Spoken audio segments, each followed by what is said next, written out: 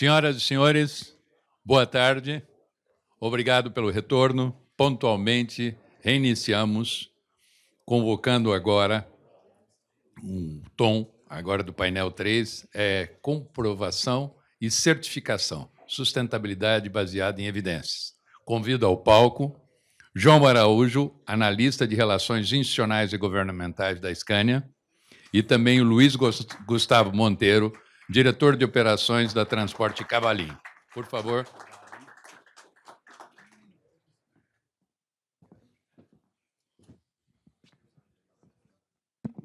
Agora, eu peço ao João para fazer a sua apresentação. Por favor. Boa tarde, pessoal. Pedir licença só para ficar em pé aqui e já começar aí, obviamente, primeiro agradecendo a organização do Fórum Transporte Sustentável pelo convite, né? Apesar de estar em casa aqui enquanto Scania, mas sempre acho que bom reencontrar grandes amigos aqui do ecossistema de transporte, e bem bacana poder falar um pouquinho aí sobre certificação, sobre sustentabilidade e mostrar aqui também como a Scania vem trabalhando com isso, né? Então, obrigado aí pelo convite. Eu tenho uma apresentação aqui, sei que é um baita desafio, acho que para ficar melhor aqui com o Luiz, para que a gente possa ter um debate depois, então a gente preparou uma breve apresentação para poder mostrar, e depois a gente entra aí propriamente no momento que a gente pode conversar, ter algumas perguntas também, e fica à disposição ao final para a gente conversar também. Primeiro ponto que eu queria trazer inicialmente, né, então, receber o convite para falar sobre certificação e encabeçando esse tema aqui na Scania, de certo modo foi muito honroso, porque, né, o ecossistema de sustentabilidade, quando a gente pensa em produção, falando a nível de fábrica, quando a gente pensa em operação de transporte, ele está mudando bastante, né? Então, a gente pode pensar no uso, principalmente, de biocombustíveis e como a gente vai fazer uso deles, mas a gente também pode pensar em outras alternativas sustentáveis para um ecossistema de transporte. Então, eu gosto sempre de trazer essa imagem aqui de alguns desafios do século e de como a gente está operando com isso, né? Primeiro é o descarte de resíduos e saneamento, né? Então, a gente tem cada vez mais um aumento no consumo e, consequentemente, nessa geração de resíduos também, e como a gente pode transformar isso, que é um passivo ambiental, que para muitos municípios pode ser, então, um problema ambiental para fazer a gestão desse resíduo, num ativo energético com geração de energia. Então, se a gente pega a própria jornada Scania aqui de sustentabilidade desde 2018 com os veículos a gás, a gente está trabalhando justamente nisso com os nossos parceiros de negócio, com os embarcadores e também com os frotistas para pensar em transformar esses possíveis, né, dejetos, até então um problema ambiental, mas um ativo muito importante, em geração de energia. Dentro dessa lógica energética e do que a gente tem, desse problema de descarte de resíduos, a gente surge, então, com o universo das certificações, né? Então, o que são certificados, de onde eles vêm, por que são criados, né? Então, eu coloquei aqui alguns dos certificados existentes, nacionalmente falando, para que a gente possa iniciar esse debate e o porquê da criação dos mesmos, né? Então, são diferentes. Eu queria usar o caso do CBIO como um caso interessante, porque, né, os certificados, naturalmente, eles vão surgir por duas demandas, né? Ou eles vão ser uma exigência regulatória de algum governo, como a gente tem o CBIO regulado pelo governo federal, ou, naturalmente, eles surgem por parte daquelas indústrias que querem comprovar suas metas ambientais a partir de certificação. Se a gente parar para olhar o caso do CBIO, por exemplo, dentre os vários certificados que eu coloquei aqui, ele surge justamente por uma regulamentação governamental. Qual é a lógica do CBIO? Descarbonizar o sistema de transporte, impactando diretamente aqueles que são produtores e importadores de combustíveis fósseis. Então, uma vez você sendo uma Petrobras, uma Shell, uma Exxon, por exemplo, você entra num sistema regulado do governo federal, na qual você precisa adquirir CBIO para descarbonizar a sua operação, que é, naturalmente, uma operação com alta emissão de carbono. Quem, então, está autorizado a vender CBIO para essas empresas que têm uma obrigação legal? As empresas que são produtoras de biocombustíveis. Então, eu crio um sistema, a partir de uma regulamentação federal, que conecta aquele que vai ter uma obrigação legal de descarbonizar por ser distribuidor de combustível fóssil e aquele que, do outro lado, está produzindo biocombustíveis, como o etanol, biodiesel. Então, eu criei um mercado que, nesse momento, é totalmente regulado. Eu tenho um player, que é o comprador, eu tenho do outro lado um player, que é o fornecedor desse certificado, e eles operam numa lógica ali de oferta e demanda, dentro, inclusive, da própria B3. Então, a gente tem isso regulamentado pela Bolsa aqui no Brasil. Então, você tem uma compra e uma venda dentro de um sistema regulado. Até então, a lógica do CBIO, que não é uma lógica unicamente nacional, mas a gente tem vários outros exemplos globais, alguns inclusive citados aqui, ela está num sistema fechado. Então, esse distribuidor de combustível fóssil, ele tem uma obrigação legal de comprar do produtor de biocombustível. Só que a gente teve, ao longo do tempo, e o avanço dessas legislações que naturalmente nasceram com uma lógica estatal, para um mercado que a gente chama de mercado voluntário, onde, inclusive, a gente tem alguns transportadores que fazem parte, a Scania, no caso, faz parte, que é: eu tenho uma necessidade de descarbonização, mas naturalmente posso estar longe, por exemplo, do fornecimento de um biocombustível para ele ser usado. E aí a gente começa a tratar um outro mundo de certificados, como o próprio IREC, o GasREC e afins, que surgem dessa demanda do setor privado, muitas vezes, de participar e querer garantir que ele está tendo, então, um sistema sustentável na sua produção e na sua operação. Eu trouxe vários outros exemplos aqui, o Segob, que também é agora um certificado regulamentado pelo governo federal de biometano, e outros como o IREC, por exemplo, que é para o mercado de energia elétrica. Então, ele é um propulsor, ele é um dos iniciais, um dos primeiros certificados que surgiram, para que se tenha, então, a garantia de que aquela energia elétrica fornecida, ela vem de uma fonte sustentável, que pode ser eólica, pode ser solar, e diferentes outras fontes que comprovem a sustentabilidade. O que faz, então, o mercado voluntário? Garante que a sua energia comprada é sustentável, inclusive com meio de certificações. Essas que são auditáveis e podem ser comprovadas por meio de certificação. Coloquei aqui um slide só para a gente tratar os 5 pontos principais de finalidades de trabalhar a certificação. Primeiro de tudo, é garantia de rastreabilidade. Então, uma vez você tendo um certificado auditável e que possa ser emitido, você tem certeza que aquele biocombustível ele foi emitido da maneira correta e que ele está num ciclo, ele tem lastro sustentável, de certo modo. O segundo ponto é a comprovação de origem. Então, você tem a garantia de origem daquele biocombustível que foi, né, então, uma vez produzido. O terceiro ponto é garantir os processos auditáveis. Aqui na Scania, só para trazer como exemplo, acho que ajuda a elucidar um pouco, a gente tem a compra de biometano via certificado para as nossas operações fabris. Então, todo o gás natural aqui, todo o gás, na verdade, que é utilizado pela Scania, ele é biometano e a gente garante isso por meio de certificação. A planta de onde a gente compra, que fica em Piracicaba, ela é auditada, ela tem a geração de certificados. Como a gente extrapola isso para o sistema de transporte, no caso dos frotistas, por exemplo? Então, você que não está perto, por exemplo, de uma planta de biometano, poderia usar os certificados, consumir gás natural, mas certificar através da compra de certificados de biometano para que você tenha uma parte ambiental do seu biocombustível. Isso ajuda muito a você desenvolver um mercado que muitas vezes, logisticamente, você está distante da própria produção de biocombustível, de um biometano, por exemplo, nesse caso, e faz você desenvolver esse mercado, porque o mercado de certificações ele gera, né, uma receita também acessória para aqueles que têm a produção do combustível. Quarto ponto, que é o mais utilizado, né, principalmente para as empresas que são auditadas e têm metas aí baseadas na ciência, é a questão da divulgação do balanço de sustentabilidade. Os certificados, uma vez apensados a esse balanço, ele garante todo ali para o que você presta, então, contas para os seus acionistas e afins. Então, ele garante um balanço de sustentabilidade que foi, de certo modo, comprovado.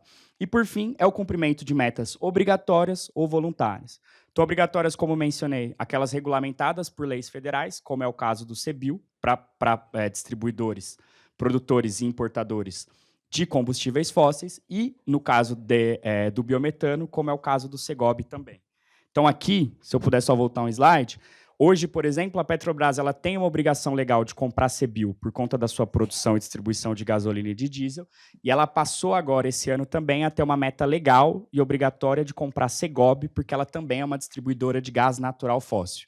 Então, isso está dentro do mercado regulado, enquanto legislação, mas ele também pode entrar e fazer parte, como um GasREC, um ISCC ou um IREC, de um mercado voluntário daquelas empresas que querem comprovar, dentro do seu balanço de sustentabilidade, o uso de biocombustíveis. E aí, só para encaminhar aqui para o final, o que está por vir agora, né? Então, quais os próximos passos, né?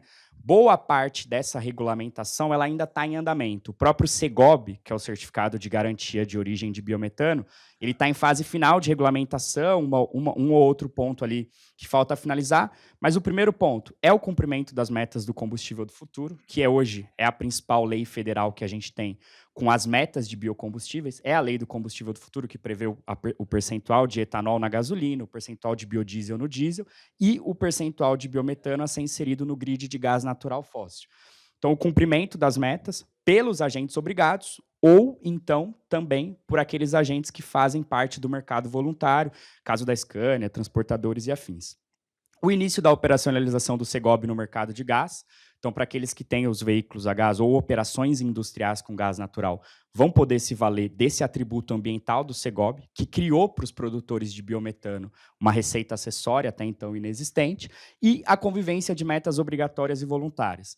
Esse é um ponto interessante, né? Então, aqueles que têm naturalmente o cumprimento de metas por lei, têm as suas metas obrigatórias e tendem a fazer parte desse sistema por uma questão regulamentar de cumprir uma lei. Mas o mercado voluntário está crescendo cada vez mais. Então, as empresas interessadas em garantir o uso e a descarbonização das suas operações, escopo 1, 2 ou 3 do GHG Protocol, podem fazer, então, parte desse mercado voluntário para a descarbonização. Então, é um mercado que tende a crescer com uma regulamentação que, naturalmente, ela tem um impulso regulatório federal e depois ela começa a se desenvolver num mercado voluntário também. Sei que super desafioso aqui, até meu tempo estourou um pouquinho ali falar desses pontos, mas fico à disposição também para a gente debater um pouco mais sobre certificação, sobre esses mercados, inclusive, e como fazer parte deles, né? Como as operações são feitas e tendem a crescer ao longo do tempo aqui. Obrigado, hein? Bom, agora agradeço muito a apresentação e convido agora o Luiz Gustavo Monteiro, diretor de operações da Transporte Cavalinho, para fazer a sua apresentação.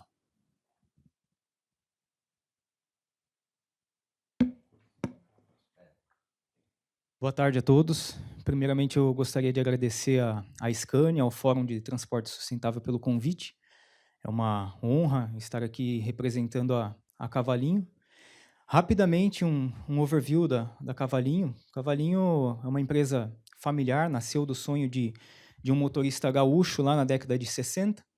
Na década de 70, ele comprou seu primeiro caminhão, um segundo, um terceiro. Lá em 1982, fundou a Transportes Cavalinho que nós vemos hoje. Hoje são mais de 1.000 conjuntos, 2.500 funcionários. E é uma empresa que é uma referência hoje no nosso segmento, né? No transporte de granel líquido, indústria química. Falando um pouquinho da nossa jornada de sustentabilidade, sustentabilidade para Cavalinho é um valor, é um propósito. Não tem como ser diferente disso, porque aqui está a palavra do nosso diretor-presidente, o Paulo Ossani. Nossa atividade é potencialmente nociva para o meio ambiente, precisamos fazer alguma coisa. É uma frase muito simples, mas eu destaquei ali o ano, de 2010. Então, nessa época, a gente não tinha pressão mercadológica, a gente não tinha pressão governamental, a gente não tinha modismo, a gente só tinha o propósito, né? O termo ESG veio ganhar notoriedade, relevância no Brasil lá em 2020. Tá? 2010, Greta Thunberg tinha 6, 7 aninhos. Está sendo gravado, depois apaga esse comentário bobo.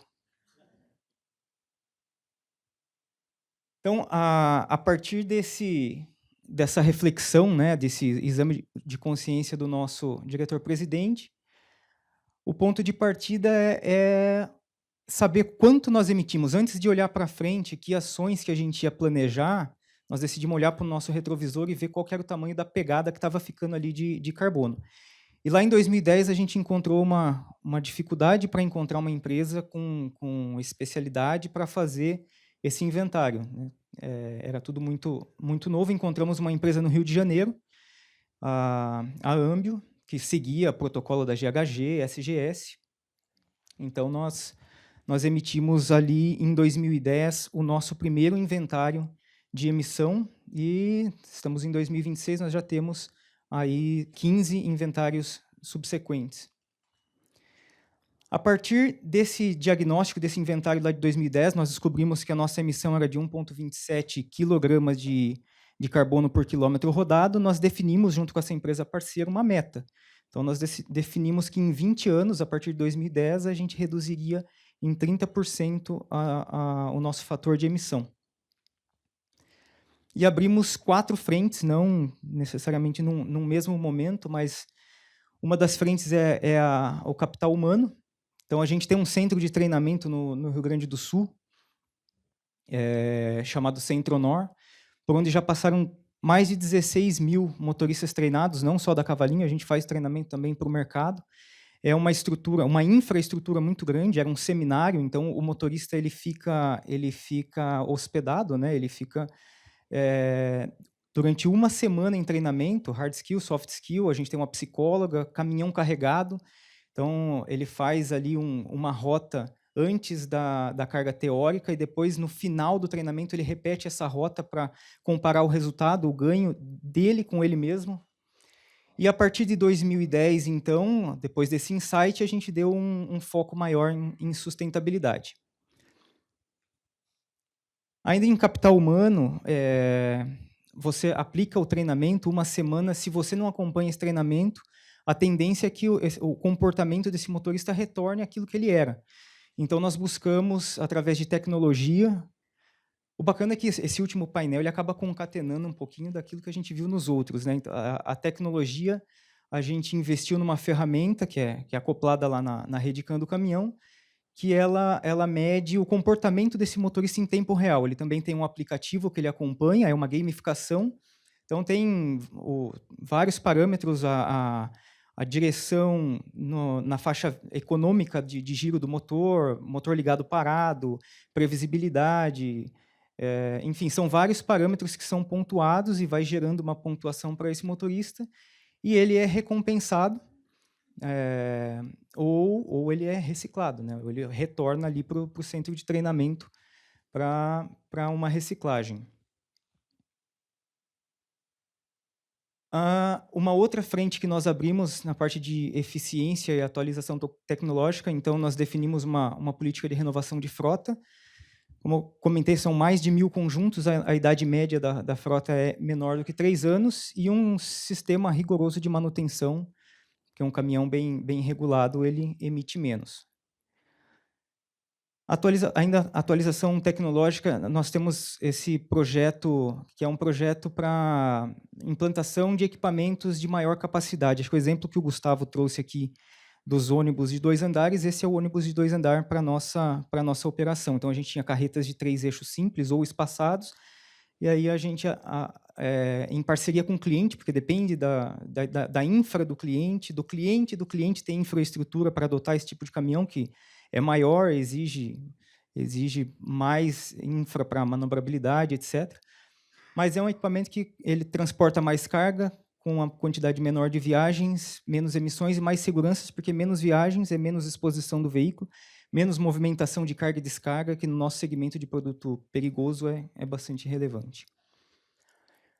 Terceira frente, transição energética. Então, veículos movidos a gás natural, biometano. Nós fomos uma das primeiras transportadoras a testar o produto da Scania no lançamento, e hoje já é uma realidade na nossa operação. Inclusive, nós estamos colocando um posto de abastecimento interno de GNV e biometano na nossa filial de Paulínia, é um projeto em parceria com um cliente nosso. Nós vamos ter um swap de moléculas, dosando a molécula de biometano junto com o GNV de acordo com a necessidade de descarbonização do cliente. E aí, no final desse projeto, quando tiver totalmente maduro a questão do Segob, nós vamos fornecer o Segob para esse cliente. E o resultado de todas essas ações, então, aquela meta que nós definimos lá em 2010 de reduzir 30% do nosso fator de emissão, a gente atingiu com 6 anos de antecedência. Lá em 2024, a gente já conseguiu essa meta, mesmo a gente aumentando em 126% a nossa produtividade, a nossa demanda. Reduzimos 30%, a gente tem um residual ainda de 70%. Então, por mais eficiente que seja o homem e a máquina, ainda a gente convive com um residual bastante importante. Então, nós nunca abandonamos a estratégia da compensação. A gente fez todas essas frentes no inset, mas o offset também foi importante desde o início. Lá do insight do Paulo, em 2012, a gente já adquiriu uma área na Amazônia de 165 milhões de metros quadrados para preservação permanente. Um dos interessados nessa área que a gente soube, ele ia manejar açaí. Então, era uma área que ia ter uma parte desmatada e a gente, adquirindo essa área, a gente acabou evitando esse desmatamento. E depois, em 2023, nós adquirimos uma segunda área. Hoje, o total é de 410 milhões de metros quadrados ali que a gente tem para plena preservação. Capacidade de sequestro de carbono dessas áreas é exponencialmente maior que aquelas que emitimos. Tá? Então, na prática, a gente transporta com as nossas emissões compensadas. E todas essas ações organizadas e com as evidências dessas ações, nós submetemos em vários assessments. EcoVadis é bastante importante para o nosso segmento, que chega a ser uma exigência de alguns clientes. Então, nós conseguimos o selo prata, que é top 15, 15% apenas das empresas do nosso segmento no mundo tem esse selo. Também, junto à SGS, nós conseguimos adesão de 11 dos 17 selos dos Objetivos de Desenvolvimento Sustentável da ONU. O selo City Green, que é da Câmara Internacional de Logística e Transporte, nós recebemos essa certificação na sede da ONU em Nova York.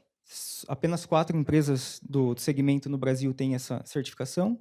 Aí tem o TFS também, que muitos clientes pedem, e o CDP. É isso, gente. Muito obrigado.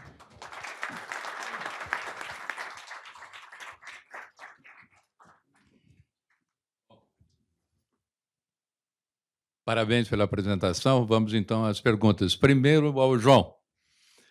Por que a comprovação dos resultados ESG se tornou um tema estratégico para o transporte?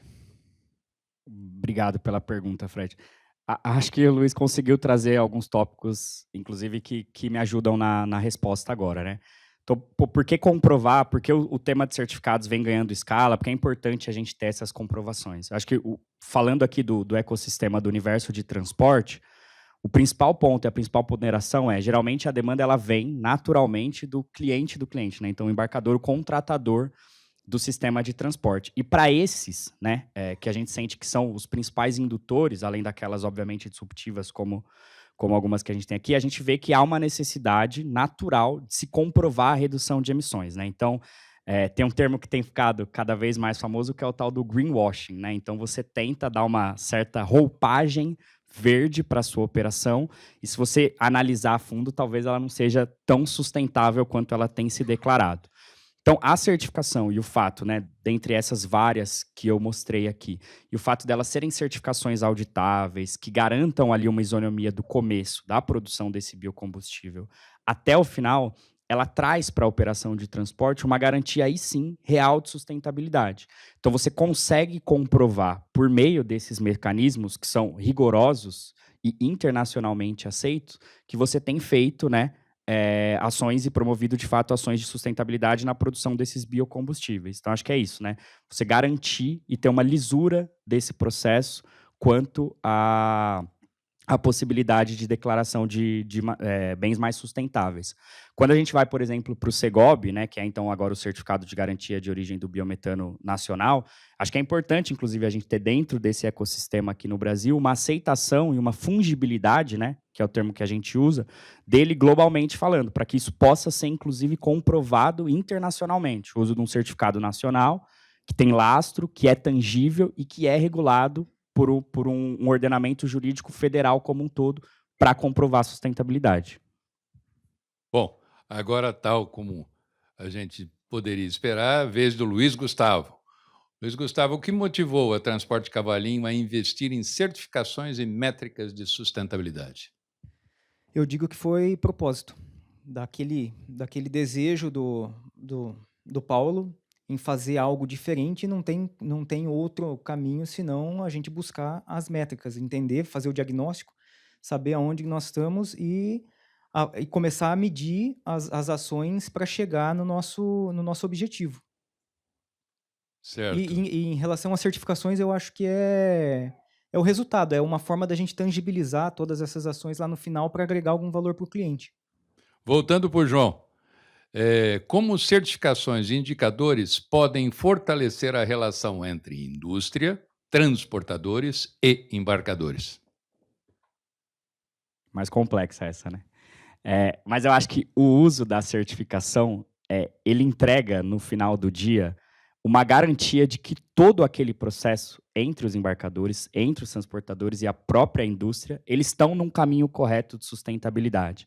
Então, acho que quando a Cavalinho opta, então, por usar a certificação e por entender essa metodologia e estar conectada ao universo Scania, que está produzindo os veículos e entregando para os nossos clientes, a gente está garantindo que toda essa cadeia, até o cliente final que vai receber aquele produto fruto do transporte, ele é uma cadeia lastreável de transporte. Então, você tem uma garantia, e eu acho que esse é o principal ponto, você tem uma garantia de que essa conexão entre todos os membros desse ecossistema de transporte, eles adotaram um ecossistema de transporte de fato sustentável. Não é algo só declarado, mas ele pode ser medido e comprovado. Então, acho que isso entrega mais valor e isso é, inclusive, uma medida que pode ser capitalizada pelo ecossistema de transporte, né? Então, naturalmente, você tem um frete mais verde, você tem um frete que ele pode ser capitalizado e ele pode ser você pode usar disso por conta de estar entregando um sistema de transporte diferenciado que é mais verde naturalmente. Agora, para o Luiz Gustavo, quais benefícios concretos essa estratégia trouxe para a operação e para o relacionamento com clientes e parceiros? Perfeito. Eu acho que nós ganhamos muito admiração dos nossos clientes, fortalecimento da nossa marca. É fato que não dá para fazer logística verde com números vermelhos. Então, aquela pergunta que foi feita no painel anterior, se é um investimento, eu respondo categoricamente que sim, é um investimento, mas como todo bom investimento, o VPL tem que estar no campo positivo. Tá, então, as ações que nós fizemos ali no capital humano, treinamento de motorista, telemetria, esse investimento tem que retornar em redução de consumo de combustível, ele tem que se viabilizar. De igual forma, a transição energética, o veículo a gás, a Cavalinho, ela testou esse veículo lá no lançamento, mas nós operacionalizamos esse veículo e hoje é uma realidade depois que nós encontramos um ponto de equilíbrio na curva de custo desse equipamento. Tá? Então, assim, o cliente ele tem um interesse genuíno no tema, ele exerce pressão, mas no bid o que define é preço. Por isso que tem que ser viável. Mas ainda assim a gente conseguiu novos negócios por essas iniciativas e acessamos diretorias dentro dos nossos clientes que jamais a gente teria acessado só pela rota da prestação de serviço. Tá? Traduzindo, sustentabilidade pode se transformar em lucro. Com certeza. Certo? Agradeço muito a presença dos dois. Peço, inclusive, não só em nome dos dois, mas de todos os painelistas e moderadores que a gente teve, uma boa salva de palmas, que a qualidade foi excepcional.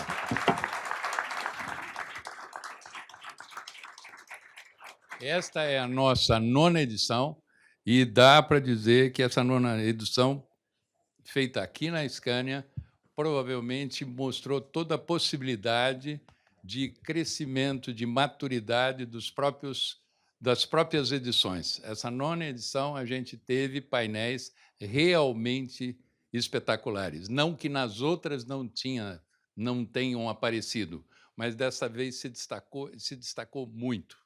Então, eu acho que fazer aqui, na Scania, prestes a completar os seus 69 anos e se preparando para os anos 70, certo? É uma coisa muito importante. A gente tem, mais uma vez, de agradecer à Scania por toda a receptividade, por toda a hospitalidade que nos deram aqui.